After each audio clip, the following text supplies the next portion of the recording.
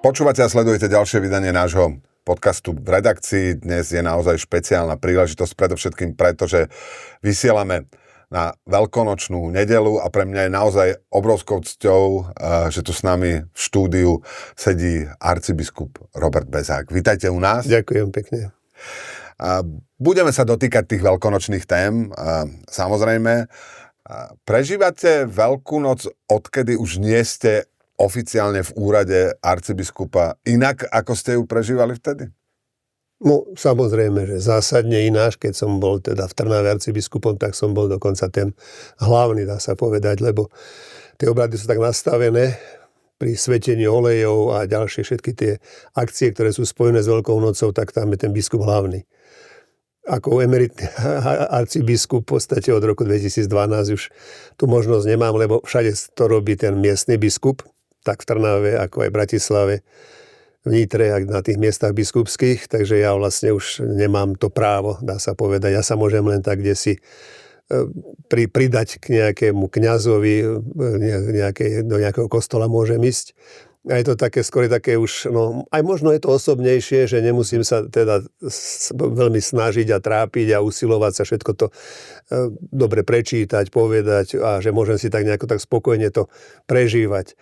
A na druhej strane, no je to menej, to zasa, hoci to tak hovorím, že môžem to tak nejako lepšie si to uvedomiť a prežiť, ale patrilo mi to, no môžem povedať asi tak, že ako biskupovi, aby som ja bol ten, kto uvedie tú liturgiu veľkonočnú. Takže ak teraz to už nie je, mnoho rokov to už nie je, ale zúčastňujem sa samozrejme v miere možností, ktoré mám, že kde si, ak kňaz ma pozve, alebo ja teda poprosím nejakého priateľa, aby som mohol, či môžem prísť na veľkonočné obrady a tak spolu s ním to potom prežívam. Aj s ľuďmi, ktorí samozrejme sú v chráme. Nenechám si to ujsť, že by som ostal doma nejako, to sa nedá vlastne. Tie obrady sú tak špecifické, že neumožňujú kňazovi, aby si nejako že sám odslúžil kde si na nejakom svojom mieste. Je to veľkonočné obrady. A z hľadiska toho nejakého vnútorného, duchovného prežívania, vy ste naznačili, že možno aj tým, že nemáte toľko povinností, tak je to možno hlbšie, alebo práve naopak, keď človek stojí na druhej strane, tak je akoby hlbšie v celom tom zmysle tej Veľkej noci. Keďže rozumiem tomu zmyslu, tak áno, že môžem si to tak nejako uvedomovať bez toho, lebo keď musíte ísť čítať alebo robiť nejaké posuny, kroky, nejaké akciu liturgickú, no tak musíte sa na to sústrediť. A možno vám uniknúť to, že o čom to vlastne celé je, to čítanie. Netvrdím, že to sa tak hneď príde.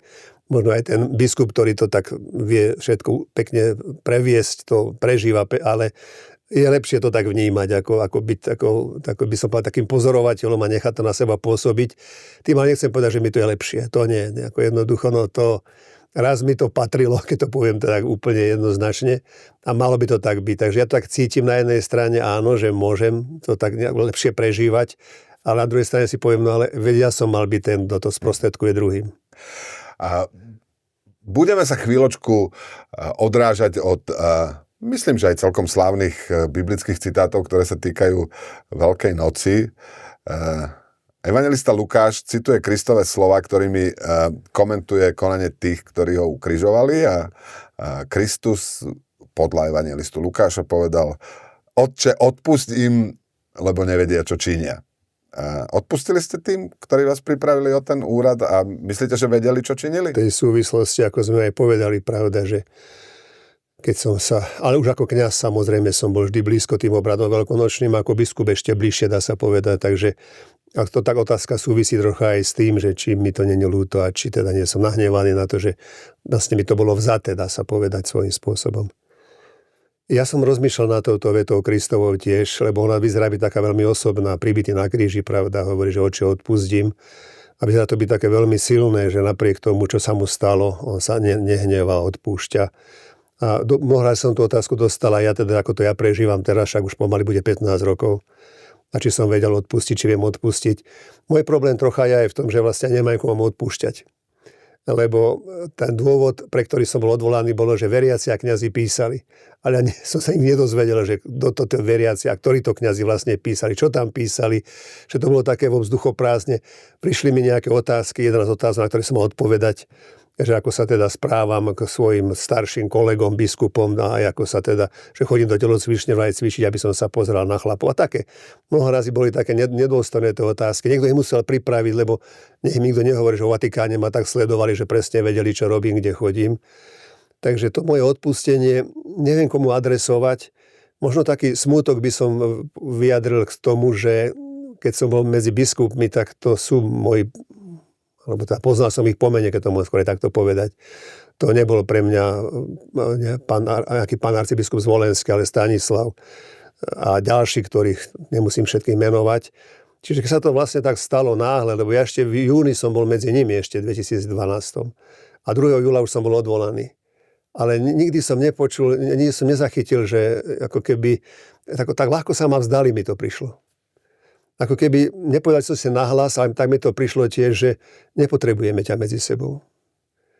No a tá moja odpoveď na to je taká moja vnútorná odpoveď, lebo však to nebolo vyslovené takto, ale jednoducho, ako som videl, že sa stratil záujem o moju osobu, nejako som ako naozaj v jednej chvíli som sa stal ako persona non grata, taký, že teda aj som necítil nejaké, že by biskupy sa o to veľmi zaujímali, dokonca skôr ľudia robili nejaké protestné akcie, ale zo strany biskupov bol odstup. Takže ja sa nenatláčam do tej pozornosti, lebo ja som za ten čas, aj tých 15 rokov nevidel, že by to bolo nejako ináč. Tam je aj druhá časť toho výroku, ja som sa to náročky tak spýtal, a to je, že odpusť im, lebo nevedia, čo činia. Myslíte, že v tom vašom prípade to bolo nedorozumenie, nepochopenie, alebo tam bol úmysel, že vedeli, čo činili? Keď sa vrátim presne k tomu výroku, rozmýšľal som nad tým, že či to také nezjednodušujeme ten Kristov výrok v tom, že vlastne on na tom kríži trpí teda a naozaj v duchu toho, že vlastne nevedia, čo spravia, nevedia, o čo šlo. No ale keď vieme tú správu, poznáme celú, oni vedeli, čo robia, že ho chceli zničiť, ho chceli, závideli mu, boli proti nemu, rúha sa a vlastne udali ho Pilátovi, Rímanovi, v podstate Židia udali vlastného človeka nepriateľovi svojmu. A ja som tak nad tým rozmýšľal, že či Kristus na tom kríži nepovedal niečo o mnoho vážnejšie. Že nevedia, čo ich čaká. O 40 rokov totiž prišli židovské vojny. Rimania zničili Jeruzalém. Dodnes vieme, že to vlastne ten chrám zbúrali. Na tom mieste toho chrámu stojí druhá najvýznamnejšia chrám moslimský Al-Aqsa. Čiže jednoducho nejakým spôsobom sa nedá obnoviť tá stará sláva. Ja som čítal v tom historickom, že vlastne Rímania tak zničili vlastne Židov, rozprašili do celého sveta. Dokonca v okolí Jeruzalema vraj už nerástli stromy, čo ich použili na ukrižovanie tých bojovní, tých Židov, ktorí sa vzbúrili. Pribíjali ich na jeruzalemské, teda na dvere, ale na vráta, teda, alebo aj na múr. A potom poznáme taký príbeh aj z Masady, kde sa vlastne 1000 Židov sa tam uchýlilo a keď videli, že ich Rímania môžu dobiť, tak spáchali všetci sebevraždu. Čiže či Kristus nepovedal, že to, čo ste spravili, mne o mnoho viacej postihne vás. Že Bože, odpustím, lebo nevedia, čo ich čaká. Tak by som to aj ja pochopil, lebo mi to tak súvisí napríklad aj so súčasnou históriou. Napríklad, keď zvolili za kancelára Hitlera, tiež by som ako Kristus povedal, Bože, odpustím, a nevedia, čo ich čaká. A tá vojna, ktorú spôsobila a čo spôsobila Nemecku, ale to platí pre všetkých diktátorov. A to tak možno príde, že je to len osobná vec toho Krista. Ale on vidí do diaľky. On už sám povedal, že ten chrám bude zbúraný, ale že ja ho postavím. Ale postaví ho nie, pretože chce chrám, ale chce postaviť človeka ako seba samého do stredu, že vlastne tá láska, tá blízkosť. Tak toto ja nejako vnímam, že mne sa stalo tiež niečo, čo poznačilo Slovensko. Ja som na tým netúžil samozrejme, lebo to rozšťepenie ostalo. Ja keď sa stretávam aj s ľuďmi, stále hovoria, že ten problém majú s tým, čo sa stalo. Bolo to nevysvetlené. Že ja neviem, či to biskupy pripúšťajú, či nie, či si uvedomujú, že to vlastne už nie je o mne, ale o spôsobe, ako cirkev konala a nemala. Vlastne za týždeň odvolala arcibiskupa. Veď to nie je také bežné. To sa stalo prvý raz. Takže v tomto zmysle ja tak vnímam aj to, že niekedy sa nám zdá, možno, že ten Kristus, aký je milosrdný, ako odpúšťa, ale skôr ako by mu predvídal, že to, čo ste spôsobili mne, mnohonásobne viac čaká, kebyže Bože, prosím ťa, zastav to. Ja by som povedal, že možno, že aj taká otázka príde nejaká, že keby sme tak vedeli odstaviť tých diktátorov v tom správnom čase, koľko by sa zachránilo? Keby sme tak vedeli povedať naozaj, že Bože, nevoľme toho človeka, nevoľme toho, lebo bude z neho diktátor. Čo spôsobí vojny vo svete, ktoré sú skôr tiež asi takým Kristovým takou prosbou, Bože, že nevedia, čo činia. Samozrejme, bez toho, že by sme vás chceli pripodobňovať spasiteľovi. To nechcem. Len ďalší z výrokov, ktorý, keď som sa zaujímal o ten váš príbeh, ktorý mi napadol, bolo tiež ten aramejský, je to Eli, Eli, lama sabachthani, Pane Bože, prečo si ma opustil. To hovorí Spasiteľ. Boží syn sa sám ocitol v situácii, niektorí hovoria, že cituje vlastne starší žalm. Ale to bolo o ňom, ten žalm. Vy sám ste sa niekedy ocitli v situácii, že ste mali pocit, že treba povedať, Bože, prečo si ma opustil? A čo by ste povedali ľuďom, ktorí majú tento pocit, že ich Boh opustil? Určitý pocit prázdnoty, áno. Neviem, či to je akože teda pocit nejakého neprítomnosti Boha. Ale také, áno, zažil som niečo také, ako takú hrôzu, zrazu takej opustenosti, lebo som nevedel, čo bude ďalej. Veď si uvedomte, že ja som sa celý život pripravoval na to, že budem v tej duchovnej sfére. Čiže za komunizmu som vstúpil do seminára, boli s tým problémy, samozrejme, perzekúcia mojich rodičov, brat so sestrou museli študovať úplne inom meste, nie odkiaľ pochádzal, aby ich tam nikto nepoznal. Čiže zažil som to naplno v tomto zmysle, že čo som ponúkol tej cirkvi, dá sa povedať. Raz som vyštudoval v roku 79, som nastúpil do seminára, dovedel, že padne komunizmus. A potom všetko, čo bolo ďalej s tým spojené, ale potom to pokračovalo tak dobre, môžem povedať, že ako ten osobný vstup chcem povedať, že som ponúkol všetko a zrazu som sa ocitol, že v tom 2012 v júli zrazu mi povedali, že už ťa nepotrebujeme. Uh-huh. Že si emeritný a máš 52 rokov, veď to ešte niektoré začínajú, ešte rozmýšľajú, čo môže byť. A ja vlastne som zistil, že je koniec. A vedel som, že s tým môjim vysvetením, s tým arcibiskupským titulom, dá sa povedať, že nemám kde ísť. Taký riaditeľ nemocnice sa chcel stať vrátnikom. To je nemysliteľné jednoducho. Žiaľ Bohu, je to tak aj postavené, že ja nemôžem len tak ľahko desi prísť a povedať, tak ja chcem teda byť tu.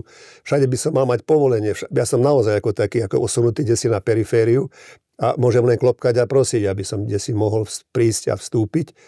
Takže v tomto zmysle to bolo hrozné, naozaj. Ja som nikdy tak neveril, že by mohla byť nejaká depresia. Že čo depresia, z čoho človek je, však žije, hýbe sa, má akcie. A zrazu som sa ocitol v takej prázdnote, až takej čiernej, naozaj som myslel. Mali ste pocit, že vás Boh opustil? Mal som taký pocit, že som v čiernej diere, v čiernej jame, že je nič. Neviem, či to tak nazvať, že Boh opustil, ale ako ostal som sám. Ale taká osamelosť to nebola, že sám, v zmysle toho, že chcem byť sám, ale že som, ako keby som padal do nejakej jamy. Ale nemôžem povedať, že by som tak vnímal, že Boh ma opustil. Možno niečo v tomto bolo, v takomto duchu, že prečo si ma opustil. Na druhej strane som nejako tak cítil, že tá opustenosť je len môjim pocitom, môjim vnemom. Však nakoniec ja nemôžem povedať, že Pán Boh a ja sme tak blízko, že Pán Boh sa musí o mňa starať vo všetkom, čo sa deje. A musela prejsť dlhá doba, možno tých 14-15 rokov, aby som pochopil, že v mnohých tých veciach, v mnohých tých situáciách, v mnohých tých chvíľach, keď som sa mi zdalo, že už to nemá zmysel, však nakoniec, čo budem ďalej ja robiť? Na jednej strane som teda vysvetený kňaz, biskup, ale nemôžem z toho nič tak ako oficiálne normálne robiť, mandát k tomu nemám. Takže mi to prišlo také, že teda ten môj život v podstate, ktorý som si pripravil a vyštudoval, bo som ešte aj v Ríme dokonca študoval, učil som na teologickej fakulte, som bol učiteľom morálky, etiky a zrazu nič. No ale potom sa tak nejako posunul, bol som v Taliansku nejaký čas, tam som pochopil, že čo tu budem, lebo ako odišiel som do Talianska s tým, že čo už na Slovensku ma nepotrebujú. Ale v Taliansku som tiež videl, že to nie je, že teda tam už majú pre mňa pripravené miesto. V podstate som sa vrátil na Slovensko. To bola taká nevôľa tiež z Vatikánu, že čo teda lebo oni boli radi, keď som tu ako nebol veľmi viditeľný. No ale zostarli moji rodičia. Okrem toho som aj ja potreboval, lebo na jednej strane je pravda, že som už nemohol cirkevne fungovať, ale štát má tiež svoje pravidlá. Keď neodrobíte tých patričné roky, nemáte dôchodok. A ja som ich nemal odrobené vlastne, lebo keď som bol ostrihnutý od tej práce cirkevnej, tak som nemal vlastne tie roky. Ale sa mi podarilo stať sa učiteľom. Takže toto niečo, čo ako z tej čiernej jamy som sa nejakým zázrakom vyhrabal za pomoci aj ľudí. 4 roky som bol učiteľom na gymnáziu, čo naozaj bolo niečo, čo som nikdy nemyslel, že by som mohol byť ja už starší pán, 57-ročný, učiť 17-ročných, to bola vynikajúca skúsenosť. No a potom som bol pri mojich rodičoch, ktorí vlastne už boli starí, nevládali. No tak som ich odprevadil až na ten druhý svet. Pri otcovi aj pri mame. Mama mala 8 rokov Alzheimer, posledné 3 roky. Čiže ja keď to takto raz už vnímam, áno, môžem povedať, že Bože môj, prečo si ma opustil? Prečo som ostal taký sám? Však toľko som ponúkol, teda, tak by som si zaslúžil troška väčšiu pomoc. Ale ona potom potichučky prišla. A možno som zažil niečo také, a som rád tomu, môžem povedať si, lebo toto by som ináč neskúsil. Aj som nejako mohol lepšie vidieť cirkev aj z tej druhej strany, lebo keby som bol vnútri, tak by videl len ako biskup vzhľadom na všetky tie aj výhody, ktoré to prináša. Samozrejme, nie že nevýhody. Ale zrazu som sa ocitol aj to, že môžem tak nejako, nie že kritizovať, vidieť, viacej vnímať. Aj tí ľudia, ktorí by ináč ku mne neprišli, sa mi viacej otvorili, aj tí neveriaci, ktorí mali. Dokonca som sa stal liberálom, lebo sa vraj kamaráti s liberálmi. Teraz, keď mám teda pre vás tu podcast, tak to bude zasa veľmi veselé, že áno, denníku N, lebo však viete, ako sa denník N. Ale mi to nevadí, lebo zistujem, že to, čo mi bolo ponúknuté, že môžem naozaj prísť medzi ľudí, rozprávať sa s hocikým. Teraz oslovili ma dokonca z LGBT, z komunity, no tak to je tiež také pre mňa zaujímavé, že môžem aj do toho nahliadnúť, do toho priestoru, ktorý by som ináč nemal ako možno vkročiť. To len tým chcem povedať, že keď hovoríte o tom, že Amon pokračuje aj ďalej. A nekončí tak zúfalo. Vlastne končí tým, že naozaj nakoniec ten Boh sa o toho človeka postará. Možno, že to je taká skúška aj pre mňa, lebo ja som bol v živote vždy nejako vyzdvihnutý. Ja som teda študoval, dostal som sa na tú teológiu za komunizmu, čo tiež nebolo jednoduché. Potom som sa stal do Ríma som išiel študovať, to bol môj sen, bol som tam 3 roky. Vrátil som sa, stal som sa šéfom jedného spoločenstva, takého cirkevného. Ako šéf som mohol pochodiť svet. Bol som v Amerike, bol som v Európe skoro všade. Ako naozaj, že by bolo umožnené byť na tých konferenciách, stretnutiach. Potom 49 ročne som stal arcibiskupom. Čiže moja kariéra rástla toľko, že ja už len kardinálom by som mohol byť. Ale nič z toho sa neudialo. Ja keby ma tak Pán Boh že vyskúšal, že dobre, toto bolo to pozitívne, to boli, a dokážeš zniesť aj to ťažké. A nemôžem povedať, že by som to len vyhral. To zasa nechcem povedať, že naozaj za tie roky, tých 14 rokov, že všetko to, čo sa v mojom živote dialo, bolo len duchovné. No, jednoducho, naozaj som sa prebíjal aj cez seba samého a mal som možnosť tiež poznať, že aký človek fakt dokáže byť slabý, keď je v ťažkostiach. Ako všetky tie vznešené ideály a tie myšlienky, ako hovorí jeden psychológ, že v tých ťažkých dobách aj tie ťažké skutky, alebo aj tie nemorálne skutky sa stávajú morálnymi. Lebo jednoducho si neporadíte, keď sa dostanete do prostredia, kde sa nedá vždy tak fungovať. V tom priestore toho biskupstva a biskupa som mal keby svoju líniu, svoje možnosti. Trošku izolovaný možno. Áno, ale v tom civilnom svete to už tak jednoducho nie je. A asi chodíte na omšu. Chodia. A súčasťou každej omše je po eucharistickom obrade sa modlí verím Boha. Alebo teda apoštolské vyznanie viery. A to apoštolské vyznanie viery obsahuje aj vetu verím v cirkev katolícku. Ako sa vám po tom všetkom, čo ste s cirkvou katolíckou prežili, vyslovuje táto veta na omši? Je to moja osobná skúsenosť, ktorú ja ako neposúvam ďalej. Ako jednoducho, ja si nemyslím, že ten môj príbeh je tak nosný, aby som povedal, že tak nejako s takým ako odmietnutím, že tá katolícka cirkev, aká je. Sú tam jednotliví ľudia, vždy to je o ľuďoch jednoducho. Aj keď sa povie Vatikán, tak ale to sú konkrétne ľudia, ktorí sa tým stoja. Stretol som sa aj s veľkou pomocou ľudí, aj veriaci, aj neveriaci, musím povedať. Teda naozaj po tej situácii, keď som sa zrazu ocitol na kraji, tak nejako na periférii by mnohí pomohli. To musím jednoznačne, za to ďakujem. Možno to bola tá pomoc od Boha teda, že ma nenechal v tej čiernej jame. A boli mi blízki a naozaj boli pre mňa takým povzbudením, ktoré som si nemohol nejakým spôsobom získať dopredu. No ale áno, to je pravda, to, čo hovoríte, že ten osobný zážitok je najsilnejší. A môže byť niekedy takým znechucujúcim, čo teda som si všímal, aj keď nejaké boli kauzy, povedzme to pedofilné, že koľko ľudia, hlavne v tých krajinách, kde sa zapisujú do cirkvi, teda kde aj nejaké finančne podporujú v Nemecku, dajme tomu, že odišli. To boli nie, že tisíce, 100 000 tiež. Ja si myslím, že môj príbeh tiež dosť poznačil katolícku cirkev na Slovensku, aj keď sa o tom analýzy nerobia, ale vnímam to, že mi mnoho razy rodičia povedia, starší už, že teda v tom mojom príbehu mnohí povedali, tak ak takto cirkev koná, tak ja nemám záujem. A prestali chodiť na omše, prestali vlastne, nie že veriť, ale prestali ako keby byť súčasťou tej inštitúcie. To není dobre, to nie som tomu rád. Ale na druhej strane môžem aj to povedať, čo som ja zažil, lebo ja som si nehovoril veľmi otvorene zatiaľ, alebo som to veľmi... Ale môžem povedať, že naozaj, že môže byť sklamanie nie z katolíckej cirkvi ako takej, ale z jednotlivých jej členov. Skléru, áno, musím takto, a poviem aj otvorene ako. Ja keď som bol potom v Ríme, vo Vatikáne, aby som sa teda nejako domáhal aj tako, že obhajoby svojej, tak som sa stretol s tým kardinálom, ktorý je šéfom pre biskupov. Volá sa Ouellet, ale to nie je podstatné, už tam teraz je iný. A som sa ho pýtal, že teda aký problém má on so mnou, alebo majú oni so mnou, alebo niekto to musel spustiť. A on, že ktoré z tých mojich pochybení, teda 11 bodov sú také závažné, že som si zaslúžil teda to odvolanie v podstate po 3 rokoch, čo naozaj málo. Hovorí, že žiadna z nich taká nebola, ale keď to spočíta, to stačí.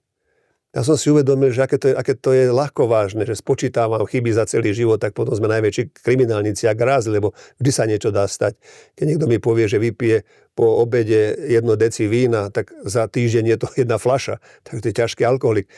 To som nepochopil a videl som v tom takú ľahostajnosť voči mojej osobe. Od tohto človeka, od toho kardinála. Ale aj kardinála Tonka budem teda otvorený, aj od neho, lebo ja som bol v podstate niekým navrhnutý. A to musí byť niekto vysoko postavený.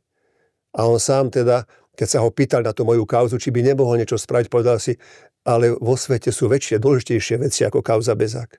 Čiže nemal ten záujem a dokonca sa vyjadril, že to bola jeho najväčší chyba, najväčší omyl, teda ako si postaviť sa za Bezáka. No a toto je pre mňa, nie že katolícka cirkev, to sú ľudia katolíckej cirkvi, ktorý by bol treba pomenovať, aby to nepadlo na všetkých, lebo to neznamená, že keď na Slovensku povedzme tiež niekto robí zlobu, že celé Slovensko je zlé. Takže ja keď sa aj modlím, tak nejako tak poviem, Pane Bože, ale toto je niečo inšie, teda katolícka cirkev. Ja verím v tých, ktorí naozaj to berú vážne a pomáhajú.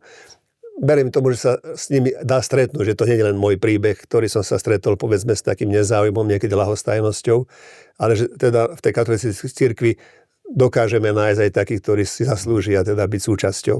No, v tom dobrom zmysle slova. Ten veľkonočný príbeh sa dá čítať aj ako príbeh stretu nejakého osobného presvedčenia s mockou, so svetskou, ale aj s cirkevnou mocou vtedajšou.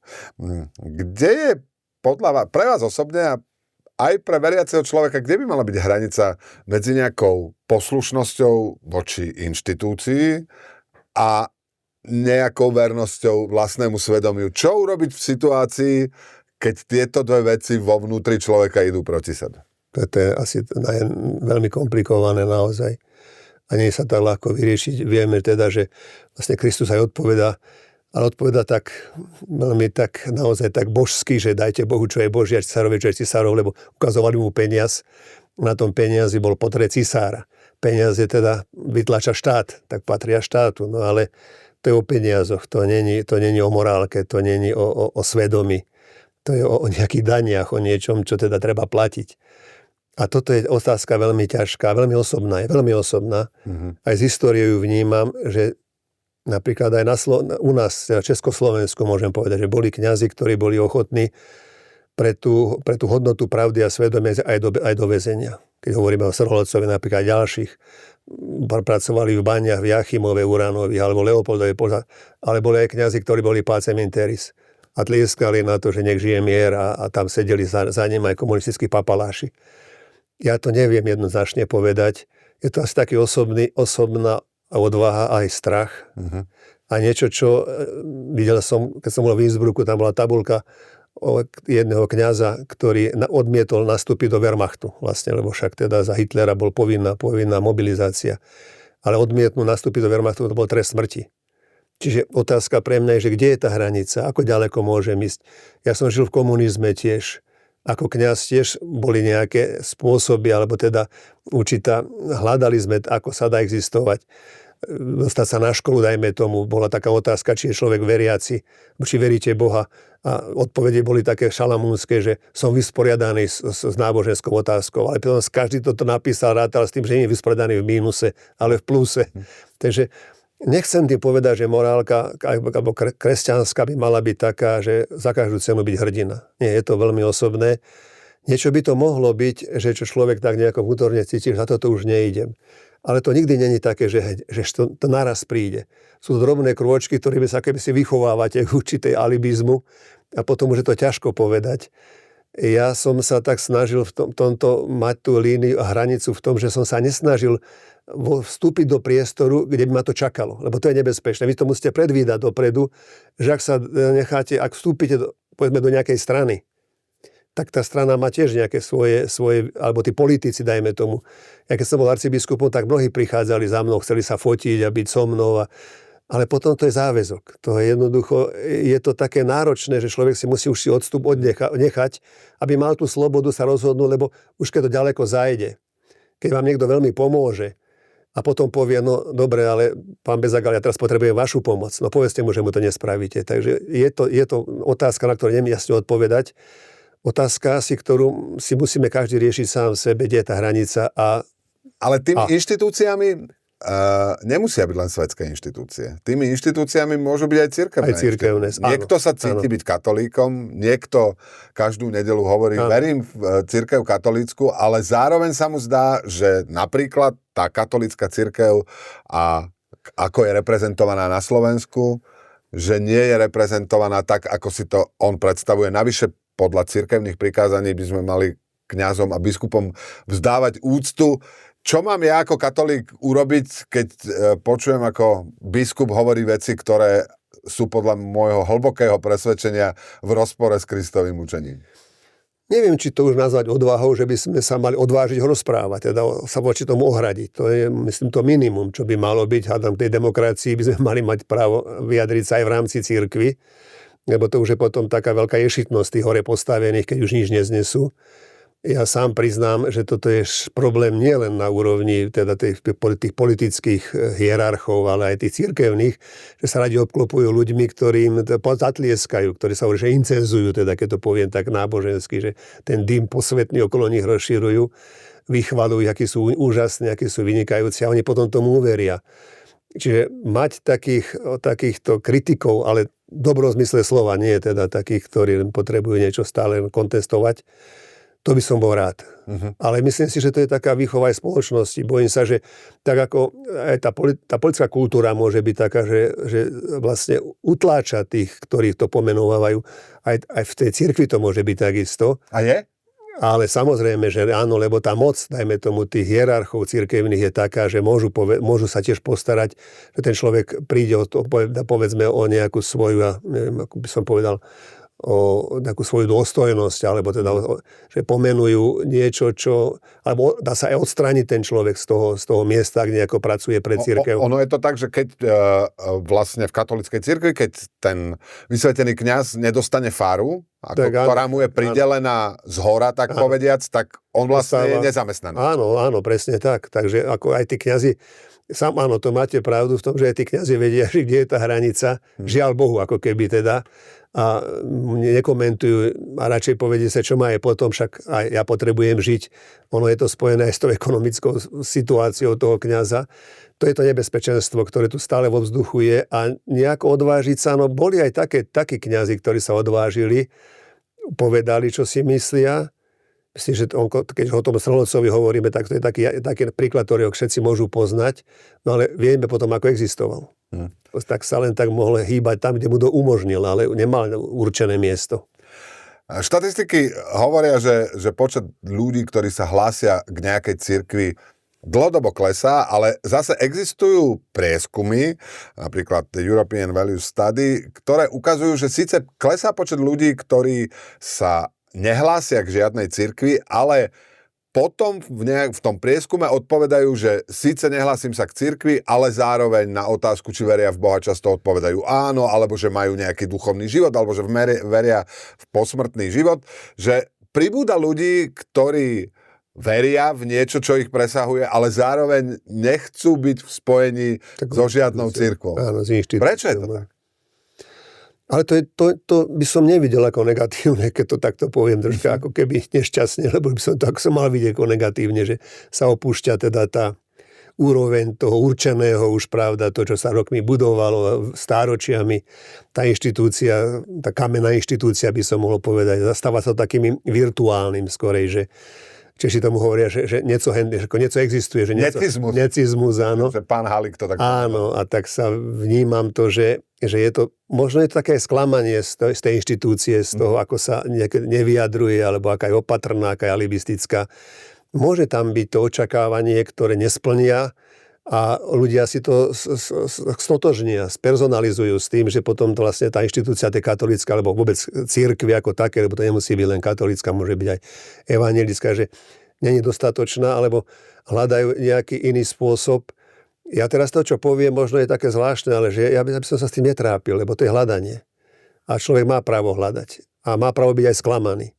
Ja som zažil príbehy, že mnohých ľudí kňazi samotní odradili od toho, aby navštevovali, povedzme, tú faru alebo ten kostol svojimi vyjadreniami, možno aj politickými nešťastnými, alebo morálnymi tiež takými tvrdými vyjadreniami, ktoré človeka, keď kňaz povie, že ak niekto nemá dieťa, tak ani není ako si Božím človekom a tá žena nemôže mať to dieťa jednoducho a hoci sa o to snaží, chcela by, tak sa jej to ťažko počúva, keď ten kňaz takto vyhlási a ľudia vedia, že ona dieťa nemá. Takže vlastne ako keby vylúčil z tej. To sú niektoré nešťastné vyjadrenia, alebo keď sa pýta na veci, ktoré sa netýkajú ani nejako osobnej morálky. Je to veľmi osobné, by som skôr povedal, sa netýkajú nejaký všeobecný. Čiže môže to byť, nevadilo by mi to, lebo to hľadanie toho spirituálneho človeka je veľmi dôležité.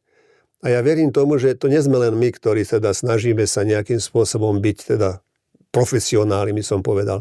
Ale že niekto aj zhora teda to určí a čo keď teda ten Pán Boh, keď už takto to poviem, má tiež svoje cesty.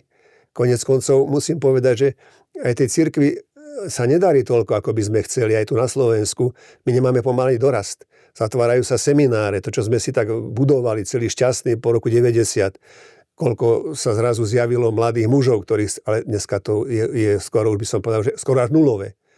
Čiže otázka naozaj je, že či nevstupujeme do nejakej novej doby, keď ľudia budú musieť rozmýšľať o sebe nielen na materiálnej úrovni, ale na tej spirituálnej.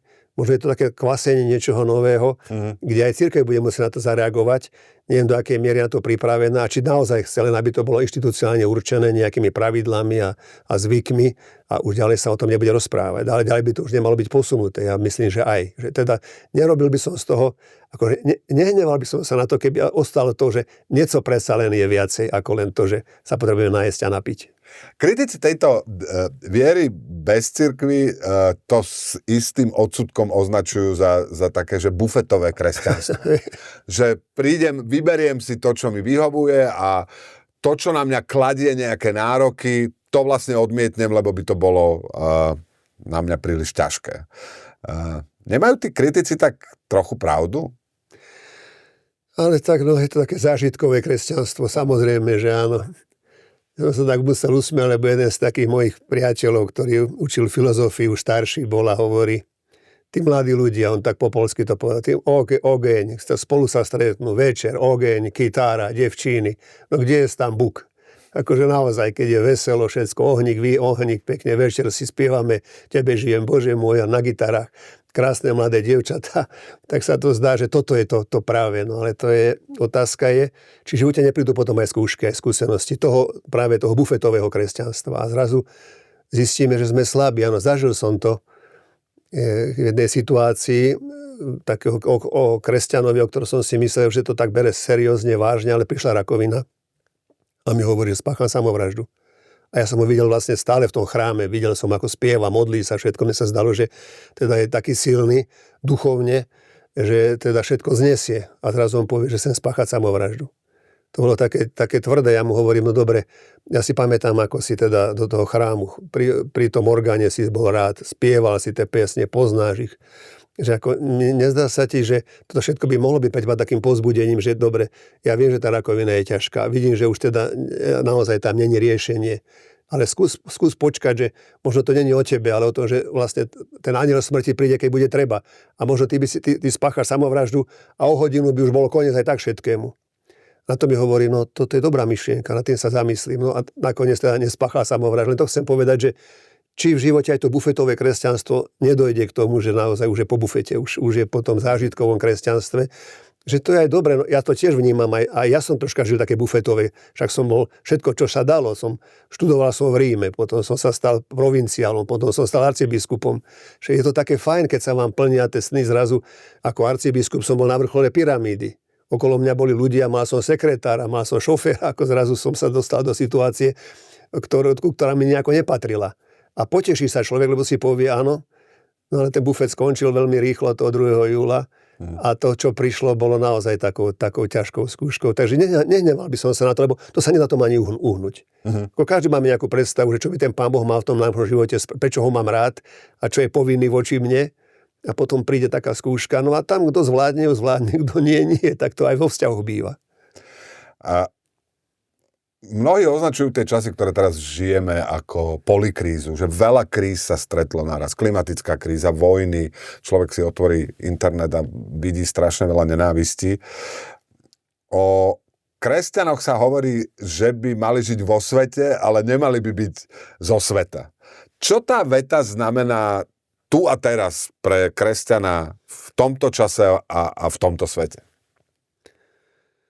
A je to stále hľadanie, samozrejme, lebo však sme ponorení v tom svete, veď máme zmysly, ktoré ja vnímam okolitý svet, samozrejme, že mnohé veci z toho sveta sa mi páčia, tiež chcel by som aj ja mať nejaké pekné bývanie, samozrejme nejakú milú dovolenku, tak to nie sú zakázané veci.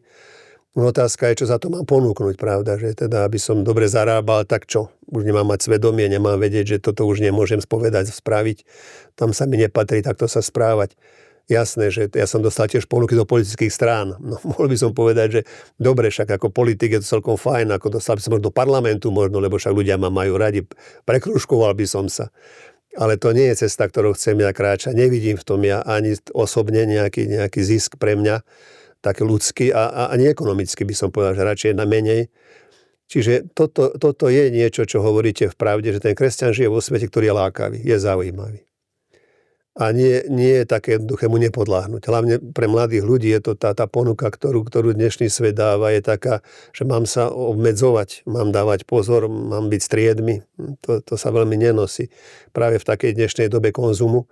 Takže ja neviem vlastne povedať, malo by to byť možno tak, že keď aj človek sa má dobre, či rozmýšľa aj nad tým, či vie pomôcť aj druhým. Keď aj sa má dobre, má si uvedomí, že či naozaj má len seba vidieť, alebo aj okolitý svet, napríklad spomínate tie krízy, vojny a všetko, nemôžete si prispieť, ak teda naozaj musím ísť na nejakú drahú dovolenku, alebo teda časť tých financií môžem posunúť na pomoc tým, ktorí potrebujú. A to nemusí byť vojna, však teda ľudia, ktorí žijú aj na Slovensku, môžu mať ťažkosti zdravotné, nemajú dosť zdrojov, nemajú peňazí.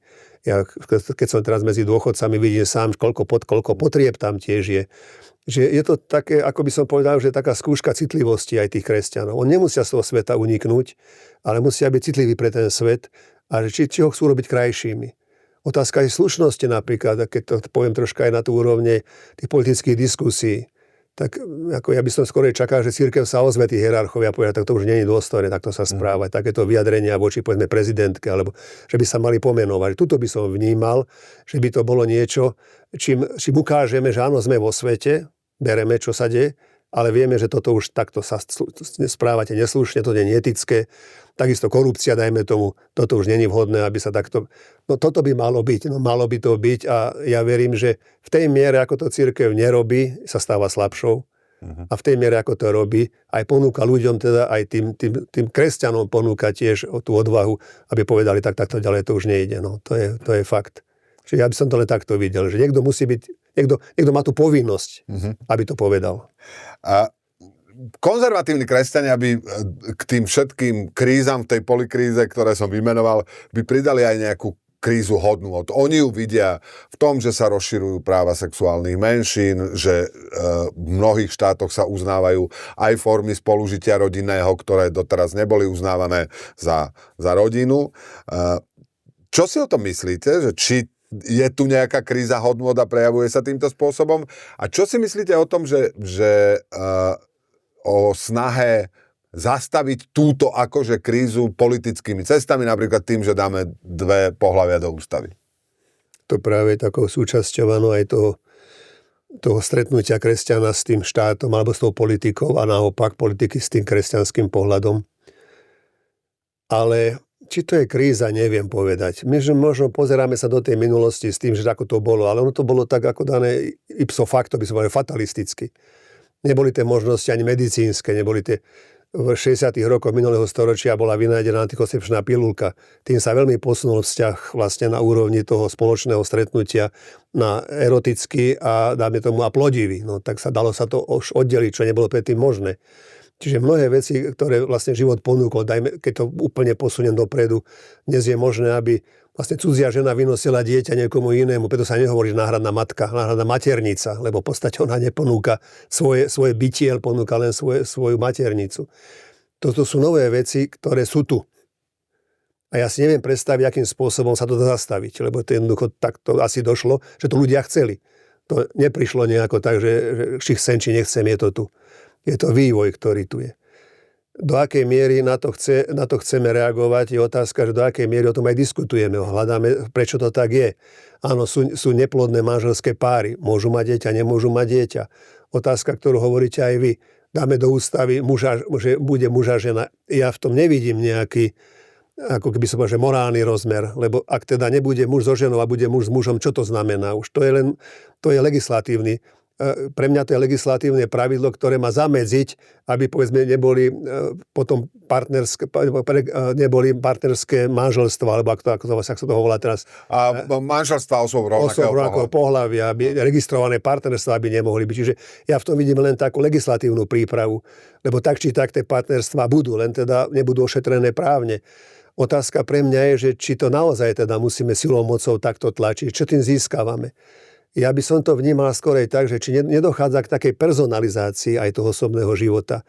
Že ľudia budú žiť, ako oni budú chcieť. Ja im to nemôžem zakázať. Ja nemôžem zakázať dvom mužom alebo dvom ženám, alebo jednoducho len môžem povedať, že pre mňa to nie je celá cesta, ktorou by sme chceli kráčať. Treba hľadať nejaké možnosti, ale nemôžem povedať ja, že a vám to zakazujem. Lebo čo bude potom? Musí byť nejaký trest za to.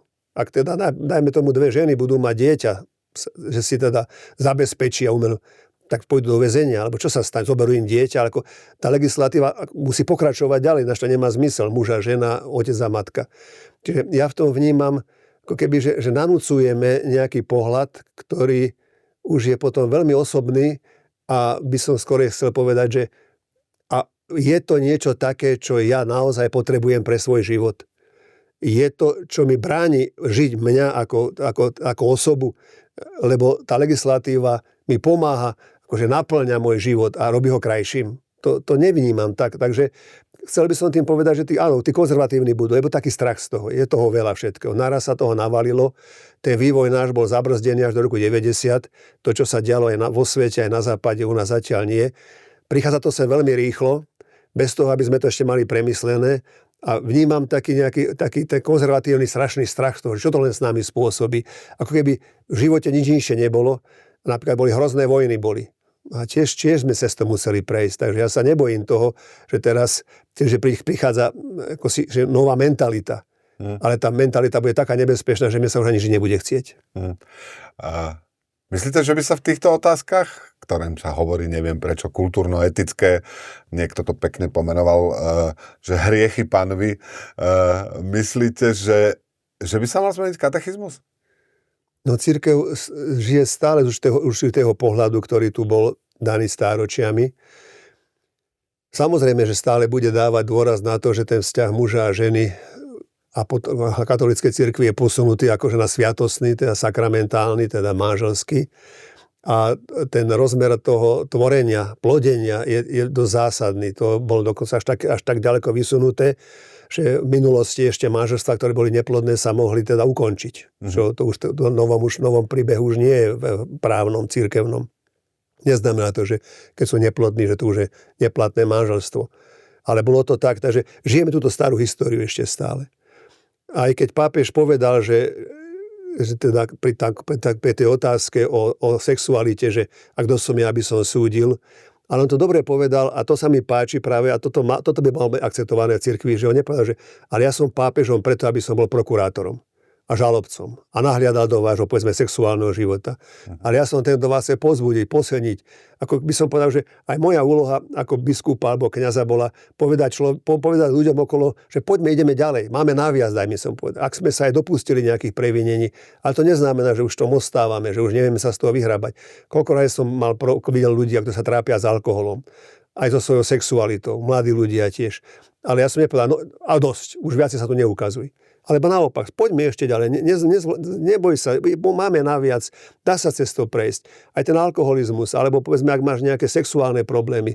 Čiže toto by som ja vnímal, že by malo byť. A bojím sa, že to tak otočené naopak. Že učíme pravidlá, limity, základ, že potom neviem, čo s tými ľuďmi, ktorí takto robiť nebudú. Vytvoríme nejaké tábory a tam ich dáme, takže to mi nepripadá ako možné. Hádam, cirkev to ani že nemyslí takto, že urobíme len takú elitnú spoločnosť z tých kresťanov, ale že teda bude stále rozmýšľať nad tým, akým spôsobom pápež František povedal, že cirkev ako nemocnica. Polná nemocnica. A tam sa chodíme liečiť. No tak a keď sa aj nepodarí, zase sa tam vrátime, zase sa tam liečíme. To neznamená, že keď prídem druhý raz ma vyhodia odtiaľ, že už ste tu raz pán Bezák boli, už vás nebudeme liečiť. Takže toto by malo byť princípom pre mňa a nie nejaké také pravidlá, zákony a zákazy, ktorými chceme povedať si, tak ani ochorieť nesmieš. Ty nesmieš ani uvažovať o tom, že by si robil niečo inšie. To mi nepasuje.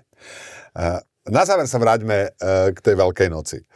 Často sa hovorí, že to slovenské kresťanstvo a slovenský katolicizmus je skôr také ako trpiteľské z toho veľkonočného trojdnia, ako keby sme najväčšiu váhu dávali tomu Veľkému piatku, tomu utrpeniu a ukrižovaniu a nie tej nedeli, teda tomu vzkrieseniu.